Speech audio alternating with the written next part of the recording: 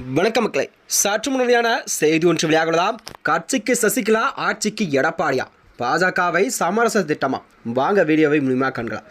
அதாவது தமிழ்நாட்டில் நடைபெறுள்ள 2026 சட்டமன்ற தேர்தலுக்கான இன்னும் 5 மாதங்கள் மட்டும் இருக்கும் நிலையில்தான் அனைத்து கட்சிகளுமே தங்கள் கட்சி பணிகளை எல்லாம் தீவிரமாக மேற்கொண்டு வருகிறதா.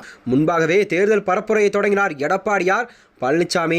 4 கட்டங்களாக சுமார் 180 தொகுதியில் தமிழ்நாடு முழுவதுமே மக்களை காட்போம், தமிழகத்தை மீட்போம் என்ற வகையில் தமிழ்நாடு முழுவதுமே தனது சுற்றுப்பயணத்தை மேற்கொண்டு வருகிறார். அதாவது 5ஆம் கட்ட தேர்தல் பரப்புரையாக இன்னும் தொடங்கவில்லையாம். குறிப்பாக கரூர் நடந்த விஜயின் கட்சியின் கூட்டத்தில் 41 பேர் பலியாகிய இதற்கு பின்னர் தான் 2 மாவட்டங்களில் மட்டுமே எடப்பாடி பழனிசாமி தனது தேர்தல் பரப்புரையை செய்திருந்தாலும் கூட அடுத்த கட்ட தேர்தல் என்பது பரப்புரையை கண்டிப்பாக அவர் முழு வீச்சில் தொடங்கப்படவில்லை என்றே அரசியல் வட்டாரத்தில் பேசப்படுகிறதா. நடிகர் விஜய் தற்போது நெருக்கடியான நிலையில் சிக்கியிருக்கும் நேரத்தில் தான் அவருக்கு ஆதரவாகவே எடப்பாடி பழனிசாமி தொடர்ந்து குரல் நிலையம் கொடுத்து வருகிறாரா. இவ்வாறு குரல் கொடுப்பதன் மூலம் விஜய் அவர்கள் தங்கள் கூட்டணிக்குள் வரவழைத்து விடலாம் என்ற கணக்கையெல்லாம் போட்டுதான் செயல்பட்டு வருவதாக அரசியல் வியூகங்கள் எல்லாம் வகுத்து வருகிறதா. ஆனால் விஜயோ நான் தான் முதலமைச்சர் வேட்பாளர் என கூறிவிட்டார். அதற்கு எடப்பாடி பழனிசாமி தான் முதலமைச்சர் வேட்பாளர் எனவும் துணை முதலமைச்சர் வேண்டுமானால் விஜய்க்கு வழங்கலாம் எனவும் பேசப்பட்டு வருவதாக அரசியலில் ஒரு பெரும் பரபரப்பையெல்லாம் பேசப்பட்டு வருகிறதா.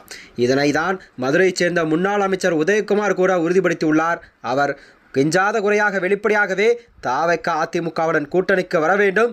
ஆந்திராவில் பவல் கல்யாண் எப்படி கூட்டணி அமைத்து வென்று துணை முதலமைச்சர் ஆனாரோ அதுபோலதான் விஜய் அவர்களும் செயல்பட வேண்டும் என்று கூறினாராம். அதற்கு விஜய் தரப்பிலிருந்து இதுவரை எந்த ஒரு பதிலும் அளிக்கவில்லைதான் இதை பார்க்கப்படுகிறதா.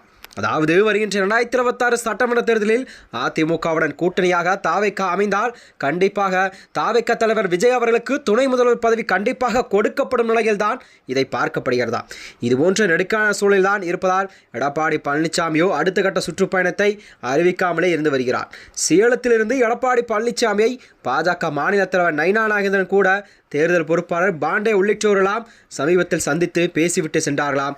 அப்போது பிரிந்து கிடக்கும் அதிமுக நிர்வாகிகளை நீங்கள் ஒன்றிணைக்க வேண்டும், இதன் மூலம் கண்டிப்பாக தேர்தல் பலத்தோடு சாதிக்கலாம் எனவும் அதற்கு பிறகு தேர்தல் பரப்புரையை தொடரலாம் எனவும் அவர்கள் கூறியதாக கூறப்படுகிறார்.